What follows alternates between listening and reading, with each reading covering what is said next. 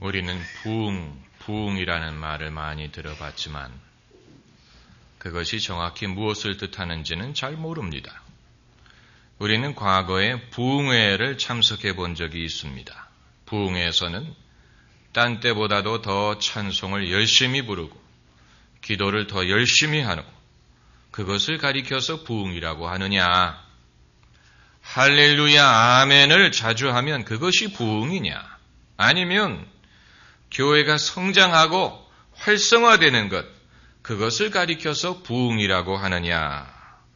저도 사실 부흥이란 말이 정확히 무엇을 뜻하는지는 잘 모릅니다. 왜냐하면 이 단어가 성경에 단 한 번 등장하기 때문에 구약 하박국 3장 2절에 주는 주의 일을 이 수년 내에 부흥케 하옵소서, 이것이 성경에 유일하게 등장하는 부흥이란 단어인데 그 구절만 가지고는 부흥이 무엇을 뜻하는지 잘 알 수 없습니다. 지금으로부터 100여 년 전, 100년 전 1907년에 평양에 대부흥이 일어났습니다. 우리가 평양을 한국의 예루살렘이라고 부르는 이유가 바로 그것입니다. 그러나 100년이란 세월은 너무 긴 세월입니다. 우리 중에 어느 누구도 100년 전에 평양 대부흥을 경험해 본 사람은 없습니다. 그것을 겪었던 분들은 벌써 다 돌아가셨습니다. 그리고 평양에는 지금 신앙의 자유가 없습니다. 그리고 그때와 지금과는 상황이 많이 달라졌습니다. 그때 우리 선조들은 지금보다도 훨씬 더 순수했고 기독교 신앙도 순수했고 우리 선조들의 역사적인 정황이나 모든 것이 지금과는 많이 달랐습니다. 100년 전과 비교할 때 대한민국은 완전히 다른 사회가 되었습니다. 그렇기 때문에 오늘 이 시대에 우리가 부흥을 경험하려면 그때와는 다른 방법이 될 수밖에 없습니다. 옛날 방법을 되풀이하는 것으로 이 시대에 새로운 부흥을 경험할 수가 없습니다. 여러분, 2006년 월드컵 때에도 사람들이 시청 앞에 모이고 붉은 티셔츠를 입고 붉은 띠를 띄우고 대한민국을 외쳤습니다. 그러나 2002년과는 뭔가 달랐어요. 2002년에 하던 것 그대로 흉내냈는데 그러나 감격이 그때만 하지 못했습니다. 왜 그랬습니까? 그 이유는 2002년에 일어난 현상은 미리 계획한 것이 아니었기 때문입니다. 누가 미리 정해서 시청 앞에 모이자 또 빨간 옷을 입자 이런 식으로 미리 계획한 것이 아니고 사람들이 자발적으로 자연스럽게 모였더니 그런 현상이 일어난 것입니다.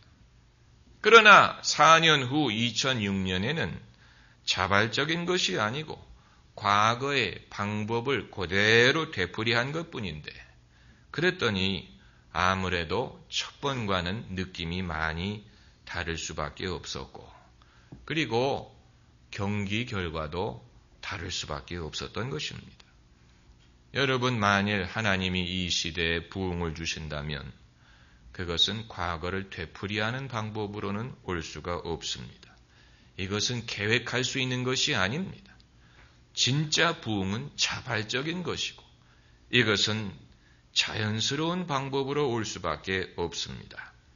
인위적인 프로그램이라든가 집회를 통해서 올 수 있는 것이 아니고 풀뿌리 운동에서 시작할 가능성이 많습니다. 그러므로 부흥이란 무엇을 뜻하느냐? 첫째는 영적인 쇠퇴기를 회복하는 것입니다. 극복하는 것입니다. 영어로 부흥을 revive라고 하는데 re라는 말은 다시라는 말이고 vive라는 말은 산다라는 말입니다. 그렇기 때문에 부흥이란 말은 죽었던 것이 다시 산다는 뜻입니다. 그러므로 부흥은 영적인 쇠퇴기를 전제합니다. 영적인 쇠퇴기가 있고 그것을 극복하는 것, 영적으로 극복하는 것이 부흥이, 엘리야 시대의 부흥이 그것을 잘 보여줍니다. 영적인 쇠퇴기에는 가뭄이 있었어요. 3년 반 동안 가뭄이 있었습니다. 비가 오질 않았습니다. 그것이 영적인 상태를 반영하는 것입니다. 영적으로 가무니까 하늘에서 비가 오지 않는 것입니다. 영적으로 사람들이 메마르니까 이 땅도 메마른 것입니다. 그러다가 엘리야가 백성들을 회개하게 했더니 3년 반 만에 다시 비가 와서 가무로 메마른 땅에 단비를 내리시듯 성령의 단비를 부어 새롭게 하옵소서. 그 단비라는 것이 바로 엘리야 시대의 부흥을 노래하는 것입니다. 그 심령이 메마르고 땅이 메마르서 그런데 심령이 부흥하니까 하늘에서 다시 비가 내리더라. 목마름을 경험해 본 사람만이 생수를 갈망하듯이 영적인 가뭄을 겪어본 사람이 부흥을 사모하게 되어 있습니다. 그리고 두 번째로 부흥은 사람의 영적인 결단을 요구합니다. 부흥은 하나님이 주시는 것이냐, 사람이 일으키는 것이냐, 여기에 대한 많은 논쟁이 있습니다. 하나님이 주시는 것이냐, 사람이 일으키는 것이냐. 미국의 부흥사였던 찰스 피니 같은 분은 사람들이 일으킬 수 있다고 주장을 했는데, 우리가 오늘 성경 본문을 보면 하나님이 엘리야 선지자 같은 사람을 보내셨다는 것은 하나님이 허락하셔야 된다는 얘기지만, 동시에 백성들의 결단을 요구했다는 것은 사람의 몫이 있다는 것을 보여주는 것입니다. 오늘 본문 21절에 엘리야가 모든 백성에게 나아가 이르되 어느 때까지 두 사이에서 머뭇머뭇하겠느냐. 머뭇이란 말은 오늘날 우리가 잘 안 쓰는 말이죠. 한 번은 제가 우물쭈물이란 말을 썼더니 누가 저보고 요즘에는 한국에서 그런 말을 안 쓴대요. 그래서 그럼 무슨 말을 쓰느냐 그랬더니 미적거린다 하는 말을 쓴대요. 미적거리든 우물쭈물하든 머뭇거리는 것은 하나님을 기쁘시게 하지 못합니다. 여러분은 다 예수님을 믿고 하나님을 믿는 분이에요. 그러나 머뭇거리는 경우가 많아요. 옳은 줄 알면서도 행하지 못하고 나쁜 줄 알면서도 버리지 못하는 것이 바로 머뭇거리는 것입니다. 예수님을 쫓아야 될 줄 알아요. 기도해야 될 줄 압니다. 주님이 우리에게 요구하시는 것이 무엇인 줄 압니다. 모르기 때문에 순종하지 않는 것이 아닙니다. 알면서도 순종하지 않습니다. 순종하지 못합니다. 그것이 머뭇거리는 것입니다. 여러분, 오늘날 예수님의 복음을 한 번이라도 들어보지 못한 사람은 많지 않습니다. 군대에서 교회를 갔든 미션 스쿨을 갔든 남편이 믿든 어머니가 믿든 아내가 믿든 한 사람만 건너뛰면 예수 믿는 사람이 있고 직접적으로나 간접적으로나 복음을 들어본 사람들이 많습니다. 예수 천당이란 말을 들어보지 못한 사람은 적습니다. 그럼에도 불구하고 믿지 않는 사람, 순종하지 않는 사람, 모르기 때문에 안 믿는 것이 아니고 믿는데도 안 믿는 것입니다. 아는데도 안 믿는 것입니다. 그것이 우물쭈물하는 것입니다. 그것이 바로 엘리야가 말하는 것처럼 머뭇거리는 것입니다. 사람이 올바른 결정을 할 수도 있고 그릇된 결정을 할 수도 있어요. 사람은 늘 올바른 결정만을 내릴 수 없습니다. 세계적인 펀드 매니저도 투자해서 실패할 때가 있고 돈을 잃을 때가 있습니다. 그건 불가피합니다. 그러나 그릇된 결정보다도 나쁜 것은 결정을 안 하는 것입니다. 옳은 것이든 그른 것이든 결정하기를 거부하는 것, 주저하는 것, 그것이 사실은 더 나쁜 것입니다. 이스라엘 백성들이 바알을 쫓아간 것이 아니에요. 그렇다고 여호와를 쫓은 것도 아닙니다. 그 중간에서 머뭇거린 것입니다. 사람의 눈치를 보든 아니면 사람들의 환경을 눈치를 보든 간에 무엇인가 이 사람들로 하여금 머뭇거리게 만들었어요. 누가 말하기를 인생은 B에서 D로 가는 것이다 라고 했습니다. B는 Happy Birthday 할 때 birth, 출생을 말하고 D는 death, 죽음을 말하는데 출생으로부터 죽음을 향해서 가는 것이 인생인데 B와 D 사이에 C가 있어요. 그 C는 choice, 선택을 말하는 것이다. 다시 말하면 인생이란 태어나서 죽을 때까지 결국은 선택하면서 사는 것이다 라는 말인데 이 세상에 우리가 선택할 수 없는 것이 많이 있지요. 얼마나 많습니까? 남자로 태어나는 것, 여자로 태어나는 것, 우리의 외모, 가정, 선택할 수 없는 것이 많이 있습니다. 그러나 그럼에도 불구하고 우리의 인생에 영향을 줄 만한 충분한 양을 선택할 수가 있어요. 우리의 행복을 결정할 만한 충분한 양을 결정할 수 있습니다. 선택할 수 있습니다. 그렇기 때문에 인생은 선택하는 것입니다. 행복도 선택하는 것입니다. 사랑도 선택하는 것입니다. 사랑이라는 것이 어떤 감정으로 내가 주체할 수 없는 콩가루 씌우는 것 같은 그런 사랑만을 원하는 사람은 인생에 정말로 사랑하는 순간은 극히 짧을 것입니다. 왜냐하면 콩가루라는 것이 오래가지 않기 때문에.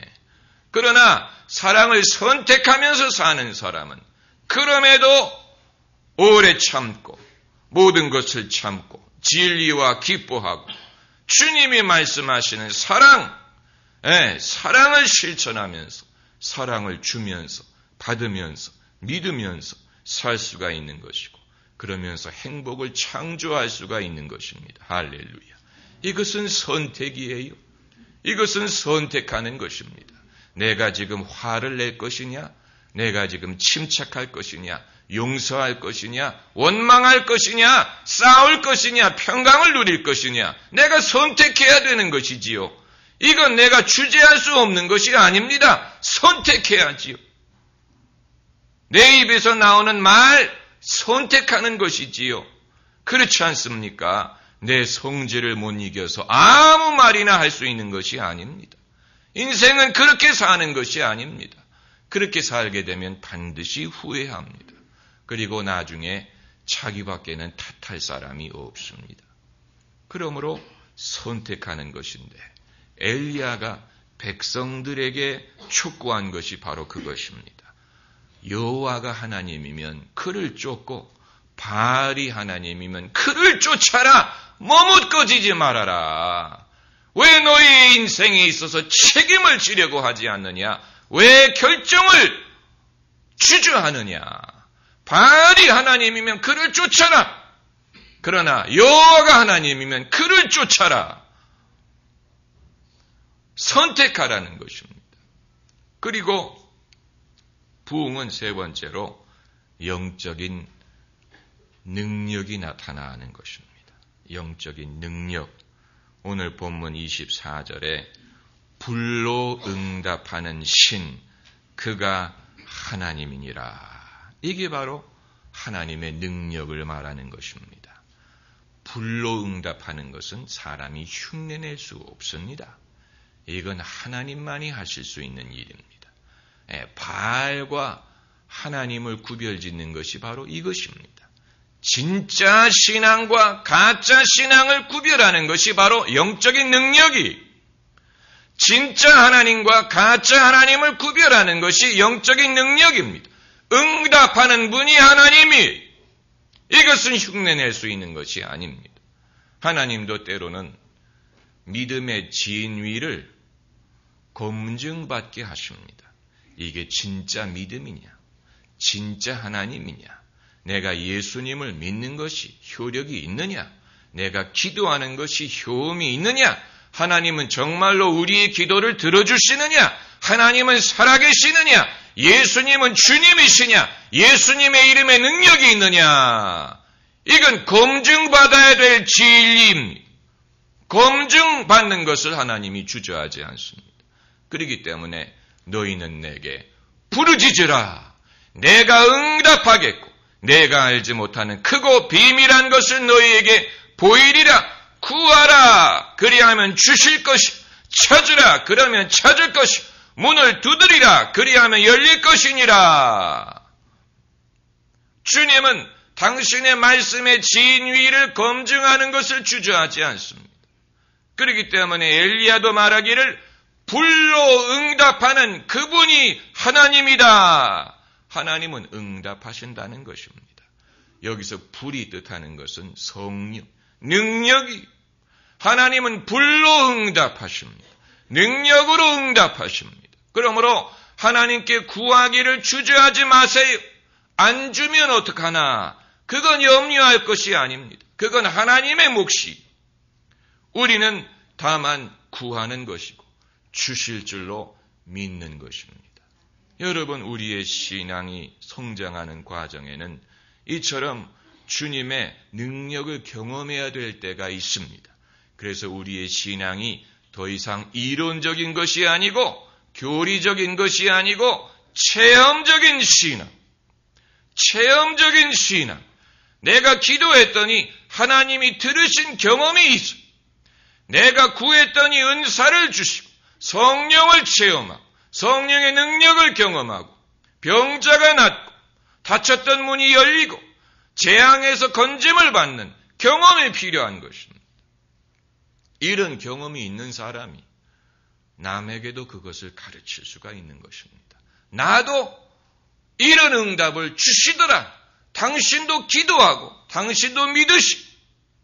하나님이 나에게 은혜를 주셨듯이 당신에게도 은혜를 주실 것입니다. 내게 있는 것을 당신에게 드립니다. 이것이 바로 체험적인 신앙.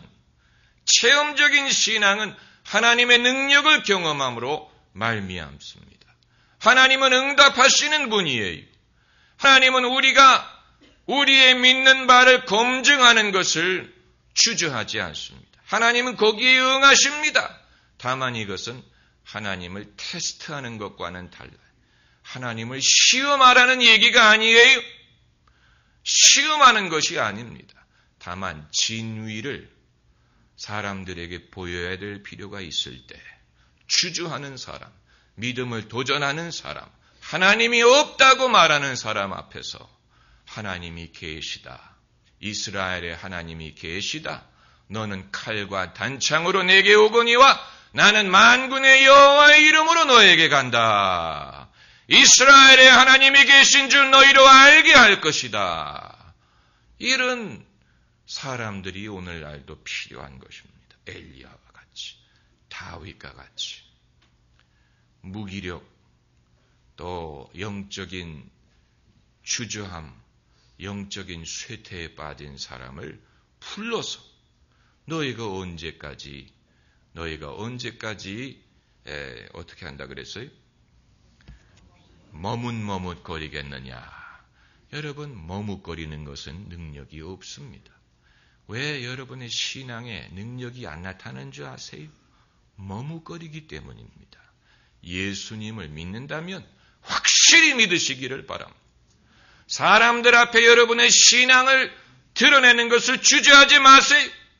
내가 예수 믿는다는 사실을 사람들 앞에 나타내는 것을 주저하지 마세요. 너희가 사람들 앞에 나를 시인하면 나도 하나님 앞에서 너를 시인하리라. 새해에는 여러분의 신앙이 정말로 부흥하고 체험 있는 믿음이 되시기를 바랍니다. 기도하십시다.